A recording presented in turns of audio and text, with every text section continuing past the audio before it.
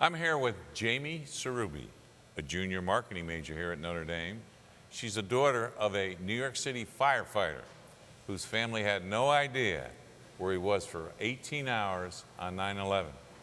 And just a few years ago, during Hurricane Sandy, when that came ashore destroying a good portion of their home in Brooklyn, and yet, believe it or not, that's not what we're going to be talking about later. But more importantly, tell me how you decided, obviously, to be part of this Notre Dame game day, but tell us about your story, how you ended up coming to Notre Dame. Well, when I was applying to schools, I didn't know what I wanted. Big school, small school, north, south. I didn't know my major. So I ended up applying to 14 schools. And looking at the list, I realized that my lucky number, my sports number, my whole life was 15. So I wanted to apply to one more school just to make it an even 15, ease my superstitions. And I just randomly thought of Notre Dame. I didn't know anyone who went here. I didn't know anything about it. I knew they kind of had a movie, something, along those lines. But I got in, and I came to visit, and everyone was so amazing. I met my admissions officer. They were so welcoming, and I took a tour, visited the Basilica, and I was like, there's something really special about this place, and never looked back since. But even after you came here, there was something else in the back of your mind, and it's your big sister, Caitlin. Tell us that story. Yeah, so my sister Caitlin, she was born with a rare syndrome called a blepharomacrostomia, and that left her legally blind and visually and hearing impaired. So growing up, she's always been very independent, but there were certain situations that I had to kind of, take the lead, just kind of make sure everything was okay, which kind of I made our bond exceptionally strong. Okay, but at the same time, you decided to take a year of absence from Notre Dame to do what with your sister, Caitlin?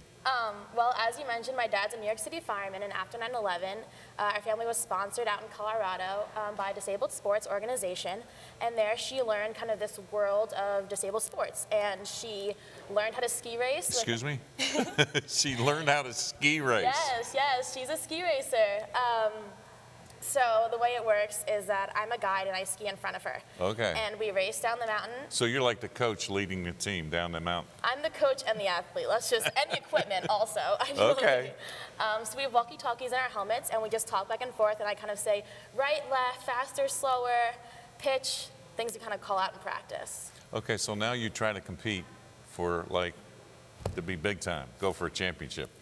And, okay, so what happened when that started out, and what happened to you? So in 2010, she went to Paralympics in Vancouver, and she wanted to do that whole thing again. So we spent kind of 8 weeks in Mount Hood. I was learning how to ski, race, guide, and compete with my sister. And we were on the World Cup circuit, our second set of World Cups. And after the first inspection round of the first day of the first race, she hit a patch of snow that I didn't see and got a concussion and couldn't ski for 2 months. Really? So we didn't make the Sochi team, but it was really fun. Okay, so then all of a sudden, you leave her, you decide to come back to Notre Dame, and you now are a junior. Yep. Majoring in? I'm majoring in management consulting and sociology. And what do you plan to do this summer? This summer I'm working for Deloitte, and I'm interning, and hopefully that works out. If not, who knows? Well, okay, knowing what you did is part of that Notre Dame spirit, that tradition, the mystique, and making things happen for people who aren't blessed. Your sister wasn't blessed with vision, but you made that sacrifice to take her and be at her side, and let's go for this and let's do it. What would you say to other people out there that might be handicapped or might be able to put somebody in a position to say, hey, it's all in your mind, we can still make a difference? Absolutely. My sister, her whole life has been incredibly independent. She's one of 5. There was no time to kind of wallow and be like, well, I can't do this, I can't do that.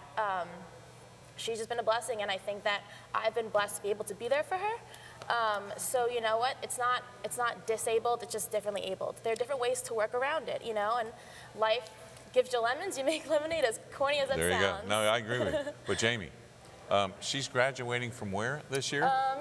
Harvard University. Wow. Your sister is graduating from Harvard. You told me she did 7 years to do it, but got it done, and she's graduating from Harvard. Yep. She took 2 leave of absences to try for 2 Paralympics, and we couldn't be more proud.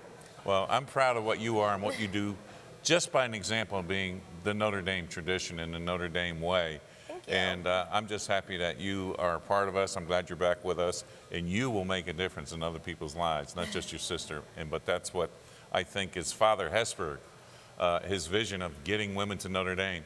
This is an example why women belong at Notre Dame. So with that, I'm going to toss this to Rich. And what's going on, Rich?